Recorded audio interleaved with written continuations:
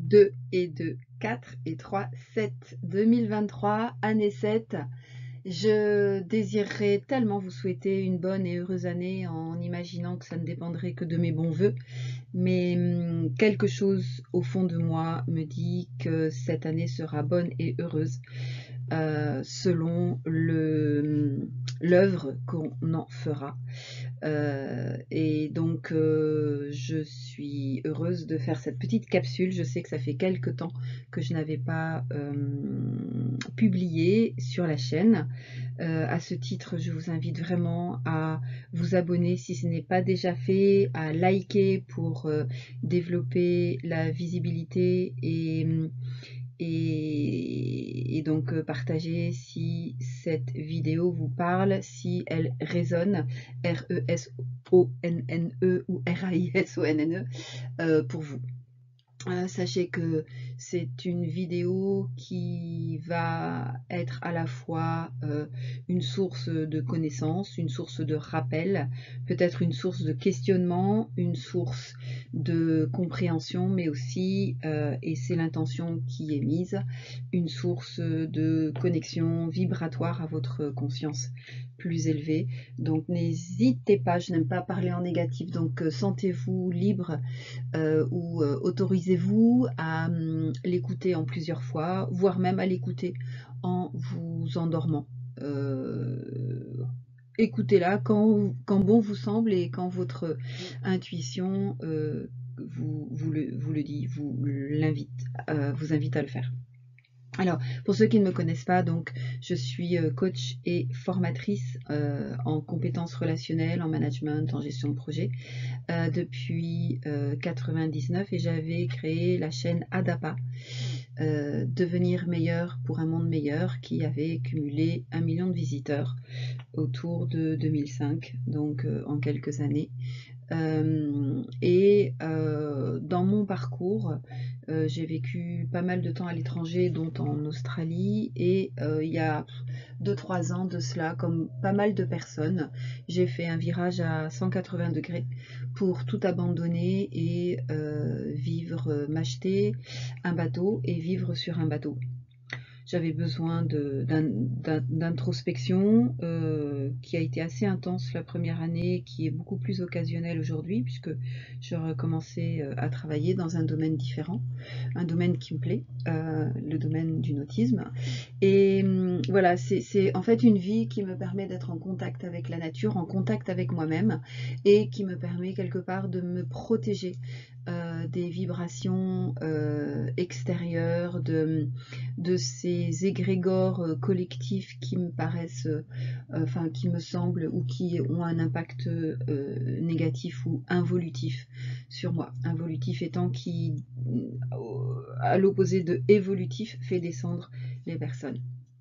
Alors j'ai intitulé cette vidéo « Un nouveau soi pour un nouveau monde » parce que à l'adage de la citation de Gandhi, je suis complètement convaincue, et bien sûr c'est ma réalité, ne l'accueillez, ne la prenez que si cela vous parle, bien évidemment, mais donc le monde, soyez le changement que vous désirez voir dans le monde. Et dans l'évolution des choses, dans l'évolution du niveau vibratoire et autres, nous sommes certes des gouttes dans un océan, mais qu'est-ce qu'un océan sinon un ensemble de gouttes? Donc contrairement à ce qui a pu se passer depuis des centaines, des milliers, voire des milliers de milliers d'années, c'est aujourd'hui l'intérieur, notre monde qui vibre et qui influence nos alentours, notre voisinage, et qui peut avoir cette force. Bien évidemment, le monde extérieur peut avoir une influence sur nous si nous ne vivons pas en conscience. Et donc, je voulais faire cette capsule pour reprendre un peu tout ça, parler des vibrations peut-être de l'année 7 et de faire en sorte de vous inspirer comme tous ces éléments m'inspirent moi personnellement et me permettent de faire le tri dans tout ce qui se passe dans ma vie. Donc si j'ai un conseil, une invitation à faire, c'est de vous imprégner du fait que votre réalité est celle que vous vivez. Soyez vigilant de ne pas vous laisser imprégner par la réalité des autres, voire à la réalité ou les réalités qui vous sont imposées par les mainstream. C'est vraiment très très important, et d'autant plus dans cette année 7 qui, à n'en pas douter, est une année charnière dans le cycle des 9 ans que nous vivons, donc tous les 9 ans forcément. Donc 2 et 2, 4 et 3, 7. Donc on a bien affaire à une année 7, année universelle 7. L'année universelle 7 est une année où ça passe ou ça casse.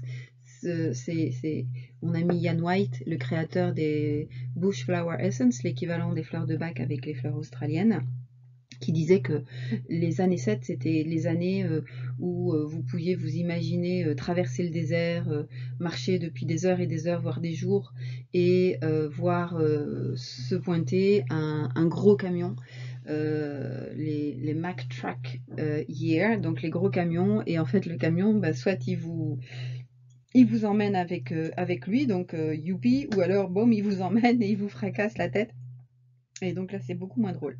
Donc c'est des années où ça peut être très très compliqué. Et du coup, je me suis intéressée à ce qui s'était passé les années 7, avec un site dont je vous mettrai les références en description, et qui sont assez parlantes en fait, et où j'ai retrouvé à la fois un mouvement d'allant avec beaucoup de premières aussi dans les transports, dans certaines innovations liées un peu à la communication, et en même temps un phénomène de libération avec beaucoup d'indépendance, et par contre beaucoup de catastrophes. Des crises, des catastrophes naturelles. Beaucoup de phénomènes d'indépendance, je pense à Madagascar en 1960, Haïti, Brésil en 1825, la séparation de l'Église et de l'État qui a eu lieu en 1906, la Révolution française. Alors ça, c'est sans doute quelque chose d'assez flagrant. La Révolution française qui a eu lieu, comme tout le monde le sait, en 1789. Calculé, vous verrez. La mutinerie du Bounty, la fin de l'apartheid en 1996, année 9. Jeanne d'Arc, qui a libéré Orléans et qui a assuré le couronnement de Charles VI en 1429. Les premières croisades qui sont parties en 1096. Donc voilà. Après les premiers vols, alors c'est assez intéressant. Alors d'un côté il y avait les premiers vols, et d'un côté il y avait des crashs, beaucoup de crashs d'avions, de bateaux. Alors pour les premiers vols, parlons de choses positives. Par exemple, eh bien le A380 a fait son premier vol en 2005, le A320 en 1987. Le 747 et le Concorde ont fait leur premier vol en 1969, qui, cela dit, était aussi l'année des premiers pas sur la Lune et de l'envoi des sondes vers Vénus. Le premier vol en aérostat a eu lieu en 1852. Premier vol d'avion en métal en 1915, le pneu chambre à air en 1888. La découverte de Christophe Colomb a eu lieu en 1492. Le changement du calendrier grégorien, alors ça m'a interpellée, mais a eu lieu en 1582. Donc l'Apple Watch est né en 2014, donc il y a pas mal de choses qui sont intéressantes. Et les mêmes années 7, on a eu de très très grosses catastrophes telles que le tremblement de terre au Cachemire qui a fait 73 000 morts en 2005, le Chili qui a connu en 1960 un tremblement de terre à 9,5 de l'échelle de Richter, les incendies de Valparaiso en 2014, l'ouragan Katrina qui a eu lieu en 2005, la Moco Cadiz qui a donc cette catastrophe écologique d'une ampleur sans précédent en 1978, des naufrages, le Herald, Herald, je sais plus trop quoi en Belgique, en 1987, deux bateaux qui s'étaient percutés en 1900 aux Philippines, pardon, et puis bon des crashs, 2014, la disparition du Boeing de Malaysian Airlines. En 1996, beaucoup d'explosions en vol de l'avion TWA, le McDouglas qui s'est crashé à Miami. Bref, voilà, il y a eu plein de ces événements qui effectivement laissent à penser que les années 7, c'est une année, ça passe ou ça casse. Alors, au-delà de ça, on a toujours le soleil qui est toujours en mouvement, hein. Je vous invite à aller voir les capsules que j'ai faites sur la 3D 5D. Donc on est toujours un petit peu dans cette scission des réalités où l'une est plus vers la peur, le contrôle, et l'autre est plus vers la conscience, l'amour et l'accueil.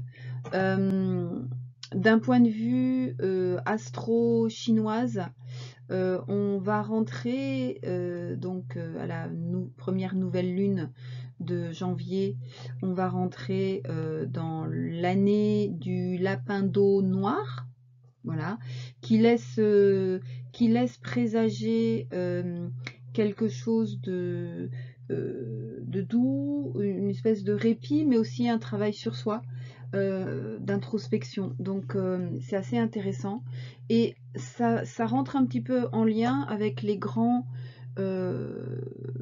aspects astrologiques où on retrouve des aspects de planètes qu'on appelle les planètes majeures. Ce sont des planètes qui sont lentes et qui concernent du coup beaucoup plus le collectif plutôt que l'individuel.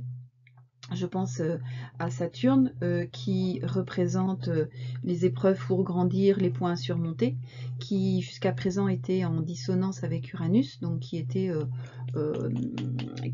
challengeait toutes les questions autour de la liberté, de libération de croyances, du progrès social, de l'inventivité et autres. Et donc il va être à partir de mars en harmonie. Donc ça veut dire que on a un appui pour dépasser tout cet aspect de l'ancien soi par rapport au nouveau soi, et en sachant que l'ancien soi c'est l'ancien monde, le nouveau soi c'est le nouveau monde. Donc c'est assez intéressant. Par contre, on a une fenêtre assez touchy entre Pluton et Uranus. Alors pareil, je vous noterai les coordonnées d'un site où il est très bien expliqué ce qu'il en est. J'ai plus son nom là dans la tête. Enfin bref, donc on risque d'avoir un moment un peu chaud entre mars et mai, me semble-t-il de mémoire. Par contre, on a Pluton qui va passer en Verseau. Il était jusqu'à présent en Capricorne.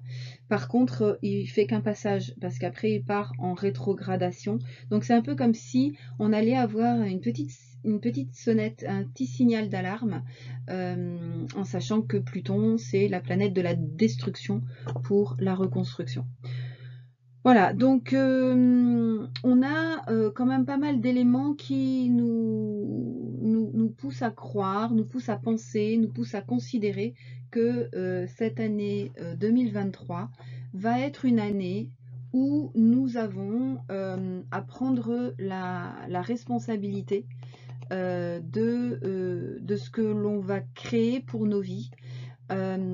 En s'appuyant sur notre autorité intérieure. Je vous rappelle, Saturne va rentrer en harmonie. Donc Saturne est une planète très importante pour le collectif. Neptune également, qui va rentrer en harmonie avec Uranus, sachant que Neptune, c'est le guérisseur. C'est la connexion à l'invisible. Donc voilà, on a vraiment une prise de responsabilité à prendre sur ce que l'on désire voir et vivre dans notre monde. Alors, ceci étant, comment voyons-nous les choses? Comment voyons-nous les choses, pardon. Je pense que cette année 7, 2023, va nous demander de vivre en conscience plus que jamais. L'idée, ce sera de sortir du cadre acquis par notre éducation, notre formatage et qui nous pousse à vivre un petit peu en mode automatique. Je pense qu'il faut se rappeler que l'école telle que nous l'avons vécue, nous, et les générations après nous, n'est pas une école qui forme à notre réelle nature. On a affaire à une école qui va nous mettre plein de choses dans la tête, une école qui va nous apprendre des méthodes de résolution de problèmes plutôt que d'apprendre à utiliser notre cerveau pour résoudre des problèmes.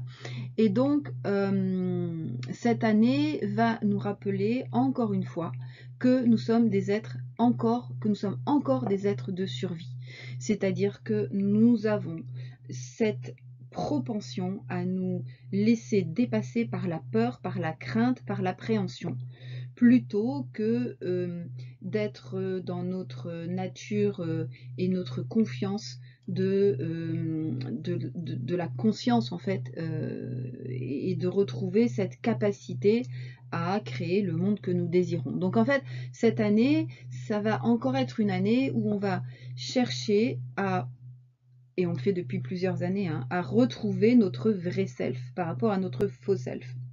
Donc, notre faux self étant le résultat de tout notre formatage de l'éducation, de toutes nos blessures, de toutes nos souffrances et de toutes les attitudes et comportements que l'on va incarner pour répondre présent à ce qu'on attend de nous, à ce qui est bon de faire, au il faut, je dois, ah oui mais si je fais pas ça, il va arriver ça, mon Dieu, quelle catastrophe.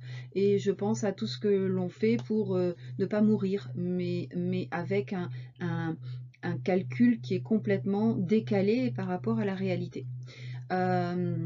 Donc ça veut dire quoi? Ça veut dire qu'il va falloir continuer à s'éduquer. S'éduquer sur notre vraie nature, comprendre comment nous fonctionnons, à quel point, et je vous renvoie sur la vidéo sur le cerveau, je vous mettrai ça en description également, savoir que nous avons un cerveau qui, la plupart du temps, fonctionne en mode automatique, qui cherche à nous protéger des dangers, qu'ils soient réels ou imaginés.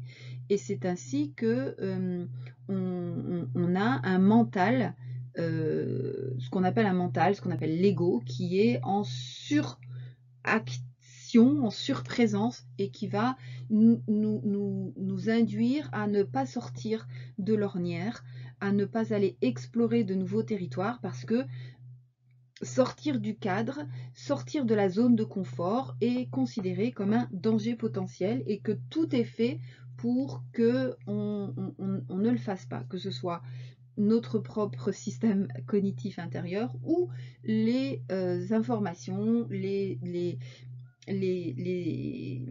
incentives, comme on dit en anglais, les incitations à ne pas faire. Donc toutes les nouvelles qui font peur sont des nouvelles qui nous éloignent de notre capacité de discernement, de notre capacité de réflexion et de créativité. Et donc toutes ces peurs nous empêchent de vivre en conscience.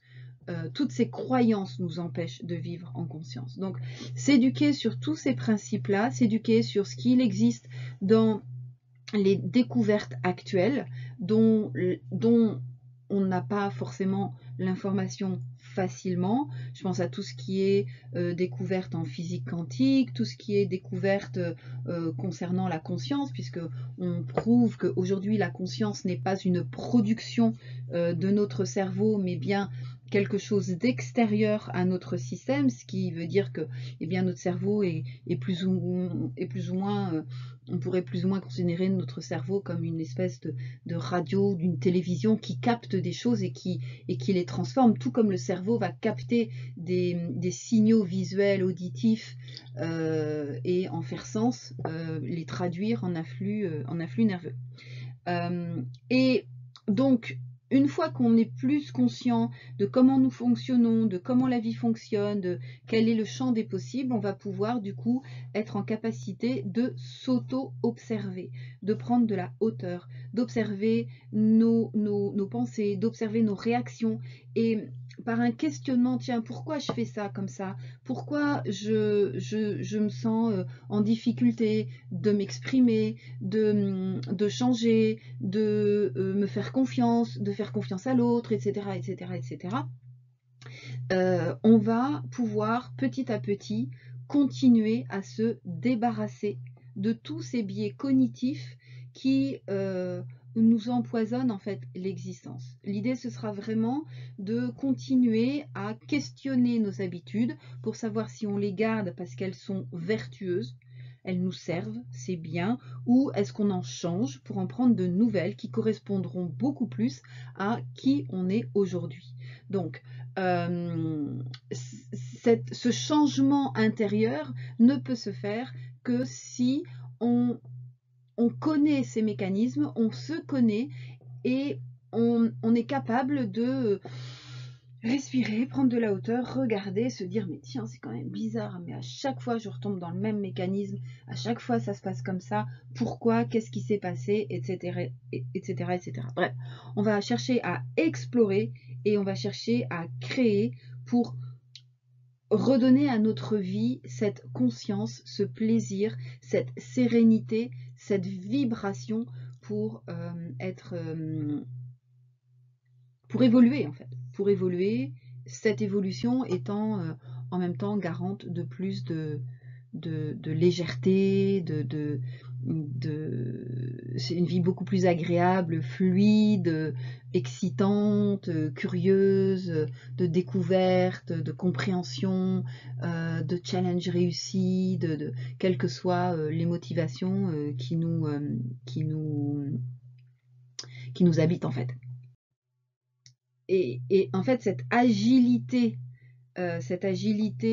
cognitive, émotionnelle, intellectuelle va vraiment, à l'instar de la démarche qualité, nous permettre d'évaluer est-ce que c'est bien, est-ce que ça me convient, et qu'est-ce que j'en fais, je garde pas, etc. Enfin, vraiment, on a vraiment ce parallèle avec la démarche qualité qui est très très présente dans nos organisations, qu'on peut tout à fait s'appliquer à soi-même.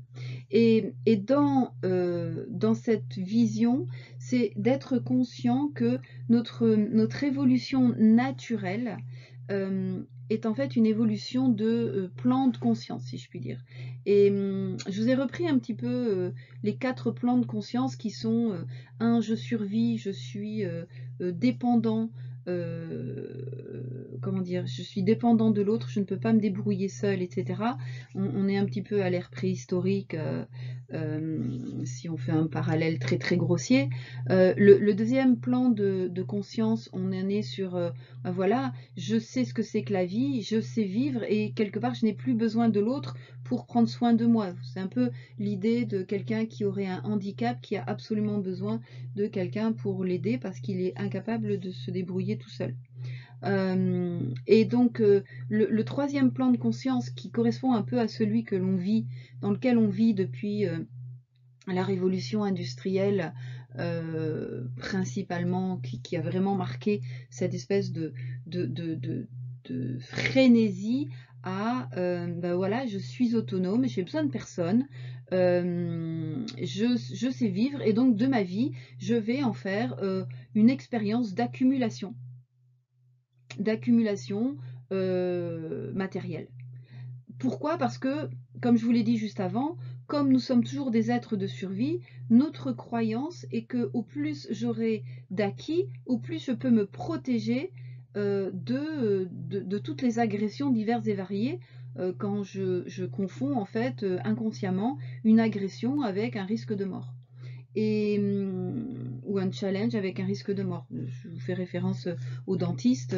Le dentiste n'a jamais tué personne et pourtant, voyez dans quel état ça met les gens quand ils craignent le dentiste. Donc, aujourd'hui, dans notre société, si vous regardez bien, on a cette espèce de questionnement autour de ce passage du troisième plan de conscience très matérialiste au quatrième plan de conscience qui consiste à se dire ok, attends, ok, j'ai ma télé, j'ai ma maison, j'ai ma voiture, etc. Ma vie, c'est autre chose que de m'assurer la possibilité de m'acheter la nouvelle voiture qui est sortie, le nouveau téléphone qui est sorti, toutes ces choses matérielles qui, au final, ne nous servent pas. Enfin, concrètement, je ne parle pas du remplacement du matériel, et d'où le grand questionnement de l'obsolescence programmée.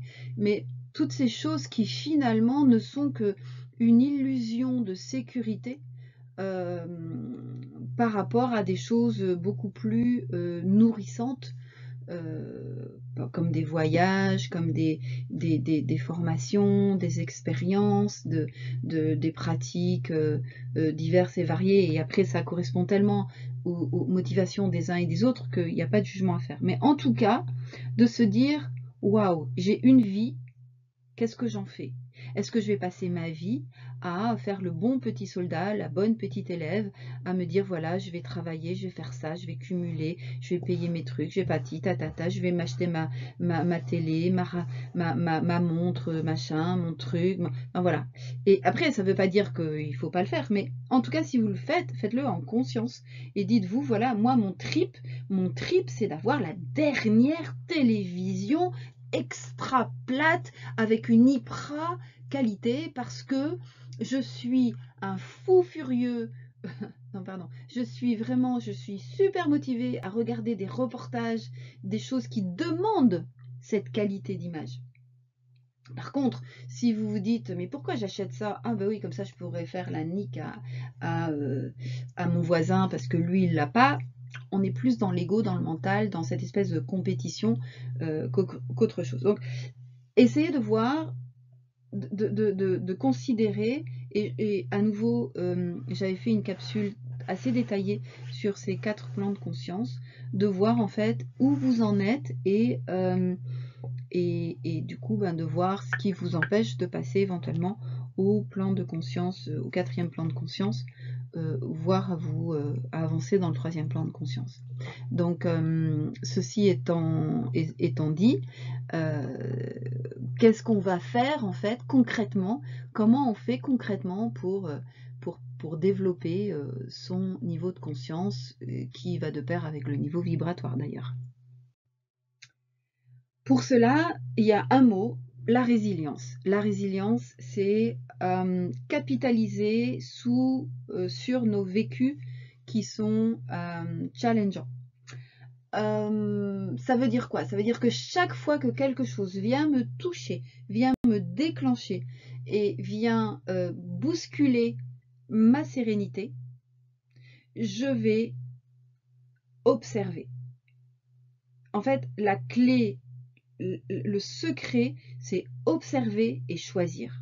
Donc, observer les réactions que l'on a et observer les conséquences. Vous remarquerez que une émotion, alors une émotion, je vous rappelle, une émotion, c'est une information qui vient nous alerter sur la non-satisfaction d'un besoin. Donc l'émotion ne sert pas, enfin, on ne reste pas dans une émotion. On cherche à en sortir, sinon ça devient un sentiment et ça devient compliqué au niveau des pensées et des comportements.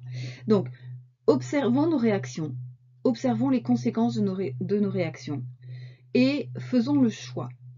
Le choix, en fait, on va avoir 2 temps. On va avoir le choix au moment et le choix dans le temps. C'est-à-dire que faire un travail sur soi et se débarrasser de son faux self, c'est de ne pas rentrer dans le drame du vécu au moment T. Et pour ça, il y a des exercices de respiration, des exercices de distraction, de réfutation, c'est-à-dire à quoi ça me sert de penser ça, qu'est-ce que j'y gagne, ok, très bien. Donc je cherche à ne pas me focaliser là-dessus et je vais travailler sur le sujet. Donc travailler sur le sujet, c'est quoi? C'est de se dire, tiens, à quoi ça me fait penser? Quand est-ce que j'ai vécu ça déjà?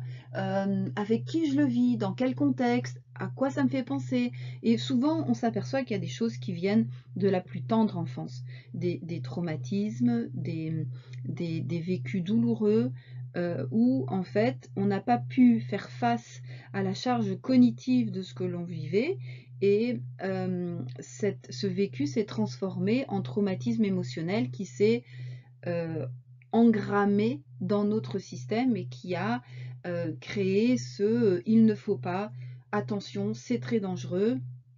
Et donc toutes ces expériences ont été captées par notre système cognitif pour s'assurer qu'on ne revive plus le traumatisme vécu alors.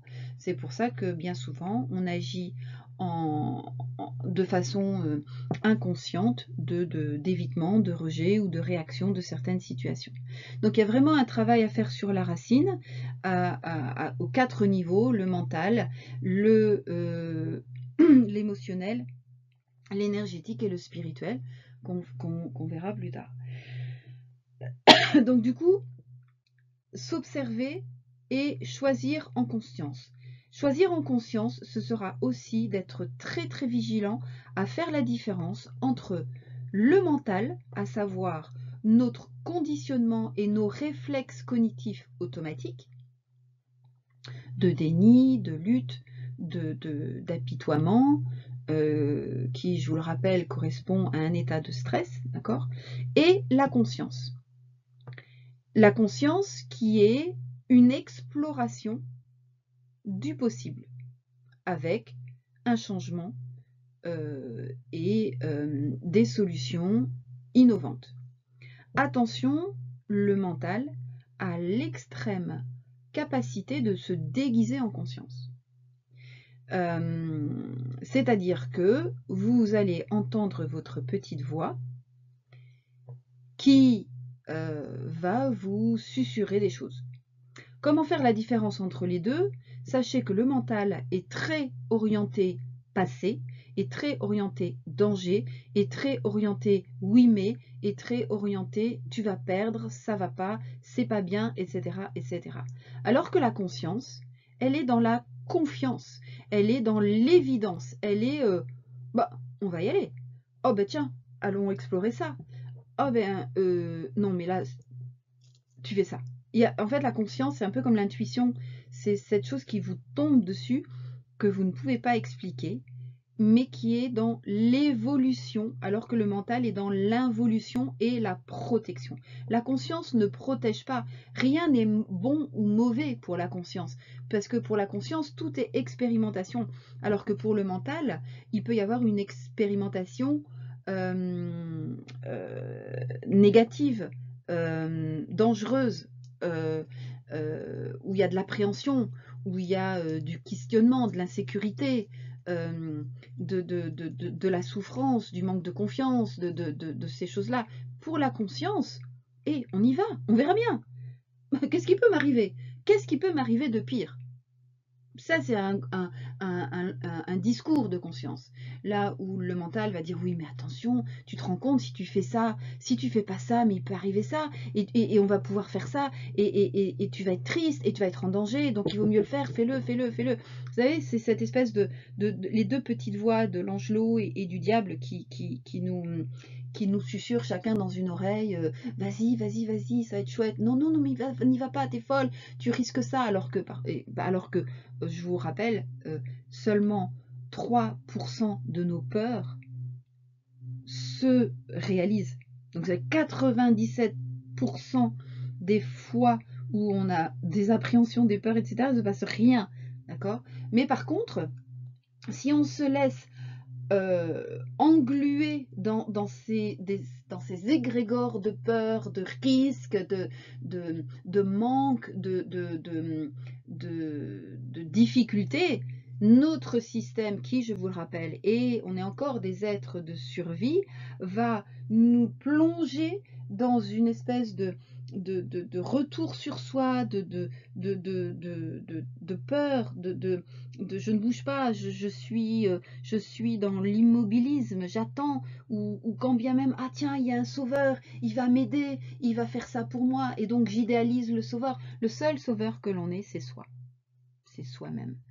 On est à un stade de notre évolution dans l'humanité où il ne faut plus compter sur un sauveur, parce que en fait, j'ai souvent l'image, je ne sais pas si vous avez vu le film de Hunger Games et donc la série des films de Hunger Games, où en fait au final on s'aperçoit que le régime, les rebelles renversent le régime pour finalement créer le même régime. Donc dites-vous bien que dans la nature archaïque de l'humanité, le rapport de force grégaire va faire en sorte que les dominants qui en général dans cette dynamique grégaire n'ont rien à faire des autres, surtout chez les humains, c'est moins le cas chez les animaux, le dominant va chercher à prendre l'avantage et à avoir des contreparties du pouvoir qu'il habite, qu'il recherche, etc. Donc voilà, soyez très conscients de ces deux natures, cette nature archaïque de survie et le mental, et cette nature éveillée de la conscience qui va vous permettre de devenir cette fameuse meilleure version de vous-même. Alors, cette meilleure version de soi-même, comment optimiser comment optimiser? Alors, il y a une réalité. Et c'est pour ça que le phénomène du miroir est fascinant. Le phénomène du miroir de l'autre, des vécus, etc.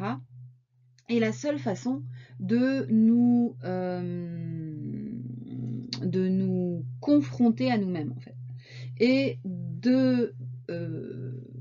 d'appréhender ce qui est encore de l'ordre du faux self, ce qui est encore de l'ordre de l'automatique, du formatage, du système de croyance qui peut être révolu, qui peut être obsolète.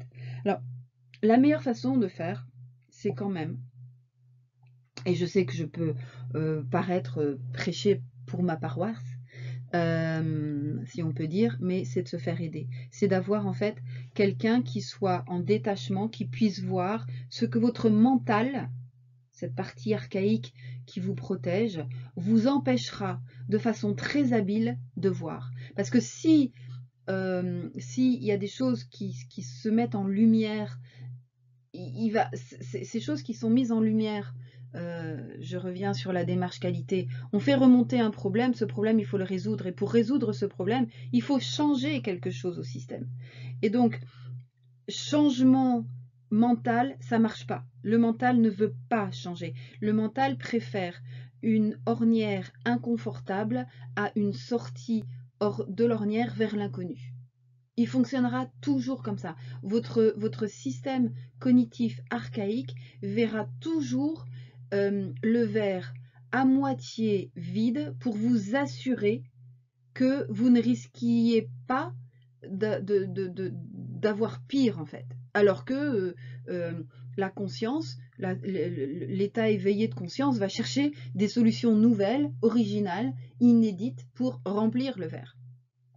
Donc, il est très très difficile, voire impossible, de faire sens de ce qui nous arrive sans avoir ce regard extérieur. Alors, quand je parle de ce regard extérieur, ça veut dire quoi? Ça veut dire que si un jour vous mettez en évidence un formatage, un système de croyance, une fois qu'il est mis en évidence, bien sûr, vous allez pouvoir le reconnaître à chaque fois que vous allez le revoir sur votre chemin.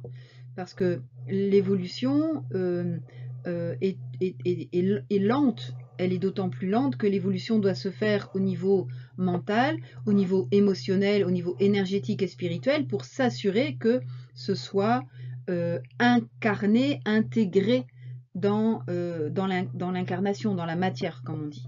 Donc, il va falloir à un moment donné l'empêcheur de tourner en rond, la casse-pied de service, celui qui nous met très très mal à l'aise, voire qui nous met en crise, pour dire non mais alors là, regarde ce que tu fais là. Ça te semble comment? Qu'est-ce qui justifie? Et qui va en fait nous aider à comprendre. Et la compréhension et la prise de conscience de ce qui se joue, ça va être 50% du travail. Une fois qu'on prend conscience des choses, on peut les observer. On ne peut pas observer quelque chose qu'on ne sait pas. Donc on a besoin de cette étape qui est très très inconfortable, hein, de se rendre compte qu'on est incompétent sur un sujet et que on se prend les pieds dans le tapis, que ça nous rend malheureux et qu'il va falloir qu'on change quelque chose. Donc cette prise de conscience mentale est indispensable. Et c'est souvent quelqu'un qui est un accompagnement, que ce soit un coach, que ce soit un psy, que ce soit un professeur, que ce soit un mentor, enfin voilà, ce sont des gens qui vont accompagner, ce sont des gens de l'extérieur qui vont vous permettre de vous poser des questions. Il y a un jeu fabuleux à ce niveau-là, c'est le jeu de la transformation. Ou inspiré du jeu de la transformation, que d'ailleurs je vais mettre en place à distance, si cela vous intéresse. Faites-moi un petit commentaire ou écrivez-moi. C'est en fait des rituels, des outils qui permettent de mettre en lumière ce qui a été caché, enseveli par notre mental, dans notre inconscient, pour être sûr que jamais plus on ne souffre. Okay. Mais une fois qu'on a pris conscience des choses, ça ne suffit pas. Et d'ailleurs, vous remarquerez peut-être dans votre entourage comment des gens savent que, mais ne mettent pas en place. Ils savent, ils ont compris, mais ils sont incapables d'aller plus loin. Et ça tourne en boucle. Et ces gens sont malheureux, sont tristes, mais ça continue à tourner en boucle et ça n'avance pas. Pourquoi? Parce qu'au niveau émotionnel, il y a au niveau émotionnel, c'est-à-dire toute la souffrance qui a été vécue à un moment donné et qui a induit le schéma, qui a induit le système de croyance, qui a induit les comportements, vont rester dans l'inconscient. Donc du coup, alors l'accompagnement est toujours nécessaire avec des outils qui sont plus spécifiques. Et il y a deux outils que moi, personnellement, j'adore. C'est l'EFT, Emotional Freedom Technique, qui va vous permettre de ressentir les émotions et donc du coup de pouvoir les contacter et en faire sens. L'EFT qui va aussi travailler sur leur transmutation quelque part, mais qui ne va pas forcément aller à l'origine du traumatisme, surtout s'il était important. Et pour ça, l'EMDR, qui est le Eye Movement Directory Recessions, un truc comme ça, je me souviens plus très bien, je vous mettrai la traduction exacte en description. L'EMDR qui va justement vous permettre de retourner, je vous lis en connaissance de cause parce que moi j'ai travaillé, j'ai libéré ma blessure d'abandon grâce à l'EMDR. Bon, il y a eu un travail en amont qui a été fait, mais c'est certainement l'EMDR qui m'en a libéré. Donc l'EMDR va permettre de processer un traumatisme, donc souvent émotionnel bien sûr, et donc va permettre au cerveau de digérer ce traumatisme, de faire ce qu'on fait chaque nuit quand on dort, c'est-à-dire de transmuter cette mémoire en connaissance, en savoir, mais sans qu'il nous soit pénalisant en fait dans notre vécu quotidien. Donc voilà. Donc au niveau émotionnel, faire remonter les émotions, digérer cognitivement les traumatismes. mais ce ne sera pas suffisant, parce que parfois, on peut faire ça, mais on a encore quelque chose dans notre corps qui va rester. Et alors, ce qui est intéressant, c'est que parfois, le niveau énergétique, donc le niveau énergétique, c'est le schéma vibratoire, en fait. Le schéma vibratoire, c'est ce que, en fait, le corps va émettre. Donc, le corps énergétique va émettre, et c'est ce corps énergétique qui est responsable de l'attraction, puisque en voie vibratoire, de l'attraction des situations et des gens. Une espèce de connexion qu'il peut y avoir. Vous savez, vous rencontrez des gens, vous vous dites, mais pourquoi je tombe toujours sur celui qui va me déclencher, quoi que je fasse, je le quitte, hop, ça recommence, etc. Donc on a quelque part dans notre système une émission très très subtile qui attire les situations. Et donc, ce niveau énergétique, il va falloir le traiter également. Et c'est comme ça que on peut avoir des outils. Alors, je pense aux soins énergétiques en tout genre, mais voilà, je pense au Reiki. Attention à la lignée Pensez toujours à demander la lignée de votre thérapeute en Reiki. Et parce que la difficulté ou le problème du Reiki, c'est que, et il a été beaucoup décrié pour cela, c'est que il y a des gens qui ont récupéré dans leur connexion aux énergies des choses qui ne sont pas forcément jojo, et donc du coup c'est pas top. Donc demandez toujours la lignée de votre thérapeute de manière à pouvoir vérifier entre guillemets la pureté de l'enseignement. Donc le Reiki par exemple, mais ça peut être d'autres pratiques énergétiques, les élixirs floraux sont très très intéressants. Donc je pense bien évidemment aux élixirs du Bush Flowers, donc de Ian White dont je vous ai parlé. Je vous mettrai les références pareil en description, qui ont pour intérêt par rapport aux élixirs de Bach d'être faits à partir des fleurs qu'on trouve purement en Australie, et comme beaucoup le savent, les élixirs les plus puissants sont faits dans les lieux les plus purs, les lieux les moins touchés par l'humanité. Et Dieu seul sait qu'en Australie, qui est un continent immense, aussi grand, voire un peu plus grand que les États-Unis, on va trouver des lieux untouched, comme on dit, donc qui n'ont pas été touchés par l'homme. Et voilà. Et en plus, ces fleurs dans leur vibration, elles sont d'une nouvelle génération en fait. Elles sont d'une génération beaucoup plus fine, beaucoup plus puissantes dans leurs actions spécifiques que les fleurs de Bach, qui au demeurant sont de très très bons remèdes également. Donc, traiter tout ce qui est énergétique, et aussi ne pas occulter la guérison spirituelle. La guérison spirituelle, c'est la guérison des mémoires. On va avoir affaire aux lignées, c'est-à-dire que le spirituel, la guérison spirituelle ne me concerne pas que moi.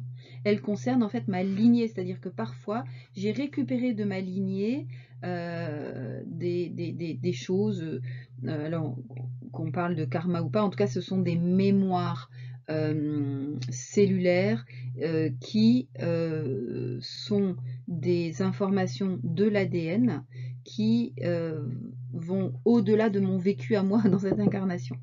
Alors, après, on n'est pas obligé de croire en la réincarnation, parce que de toutes les façons, la vie est très bien faite pour nous redonner le jeu de cartes qui va bien en fonction de notre carte génétique, j'ai envie de dire. Mais si vous avez l'occasion, explorez ce travail-là également sur une thématique, parce que vous pourriez vous retrouver en guérison, donc que ce soit au niveau mental, émotionnel ou énergétique, mais toujours en soumission sur un schéma de la lignée généalogique. Donc il y a un outil qui est vraiment très très très intéressant, c'est l'outil des constellations familiales que je recommande. Donc c'est un outil systémique qui va travailler sur un niveau assez profond et qui peut être très très bénéfique. Donc pareil, pensez à vérifier les qualités des personnes qui vont animer ces constellations familiales, ces constellations systémiques familiales, parce que ce sont des outils qui sont très très puissants et qui peuvent parfois faire plus de mal que de bien. Donc, me vient aussi la Gestalt, qui est une approche très très intéressante, qui vont permettre un peu, à l'instar de l'EFT, permettre de reprendre conscience des émotions et de ressentir les émotions, parce que on a parfois aussi des personnes qui ont eu des vécus tellement difficiles qu'ils se sont coupés eux-mêmes de leurs émotions, et donc du coup c'est assez compliqué à travailler, parce qu'on n'a pas de ressenti, et sans ressenti, ben, l'observation est rendue assez complexe en fait. Voilà, donc une année 2023, je reprends donc une année 2023, une année test, une année qui va nous permettre d'avancer encore et encore. Et c'est vrai que j'entends beaucoup de personnes qui me disent, mais c'est pas possible, mais je l'ai travaillé ça déjà. Oui, mais peut-être et sans doute, puisque ça se reproduit, il y a un résidu quelque part, que ce soit au niveau mental, au niveau émotionnel, au niveau énergétique ou au niveau spirituel. Et c'est un peu avec aussi, soyez-en conscients vraiment, avec un peu cette espèce de comment dire, de rite de passage que, que j'associe par exemple pour ceux qui ont fait du ski ou qui ont passé des diplômes à première, deuxième, troisième étoile, médaille de bronze, d'argent, d'or. Et en fait, notre volonté, c'est d'être au niveau de la troisième étoile. Donc, on va avoir en fait des choses qui vont se présenter, se représenter, pour vérifier que oui, on a bien géré les choses, et que voilà, c'est transmuté définitivement. Et ce qui est assez déconcertant, c'est qu'une fois qu'on a géré quelque chose, bang, on s'en prend un autre, parce que bah, ça fait aussi partie des choses à nettoyer, entre guillemets, comme on dit, à transmuter. Donc parfois, bah, c'est un peu un chemin long et qui demande beaucoup d'énergie, qui est confrontant, c'est ardu, quoi. Parfois, c'est assez ardu. Donc, ne vous découragez pas. Cherchez toujours plus que jamais à manifester cette belle nature consciente, d'être en conscience, d'être éveillé quand on traverse les vécus. Et l'idée, attention, l'idée, c'est d'être dans la résilience et pas dans la résignation. C'est très très différent. Ne vous résignez pas, ne vous dites pas oh ben voilà, j'ai pas de chance, on sait comme ça, et donc je baisse le dos et j'accepte, je subis. Non, non, non, c'est vraiment de la résilience. Et tiens, qu'est-ce qui se passe, pourquoi ça m'arrive, qu'est-ce que je dois comprendre là-dedans, et comment je peux faire pour être une meilleure version de moi-même, sachant qu'à un moment donné, quand on a incarné la meilleure version de soi, et bien souvent on a la capacité ou l'opportunité plutôt, je devrais dire, d'aider nos compagnons de route en fait. Et ça c'est assez magique, c'est joli. Bon, si cela vous motive bien évidemment. Voilà, donc je vous souhaite une très belle année. Je vous souhaite une très très belle année, conscient de tout cela. Dites-vous bien qu'on ne vit que les choses que l'on peut dépasser. Rappelez-vous que c'est un cycle qui a commencé en 2016. Voyez un petit peu quel était votre challenge de 2016, qu'est-ce qui s'était passé, en vous disant que voilà, c'est une année à passer, c'est un challenge à passer. Il est clair que au niveau du collectif, on va être bien challengé. On met ça de côté. Ok, ils veulent il veut m'embêter dans la cour de récré, il veut que je fasse ce qu'il veut, ouais, mais moi j'ai pas envie, donc hop, je m'éloigne de lui, et voilà, ils font leur truc. S'il y a des gens qui veulent jouer avec eux, eh ben qui jouent, mais moi je veux pas.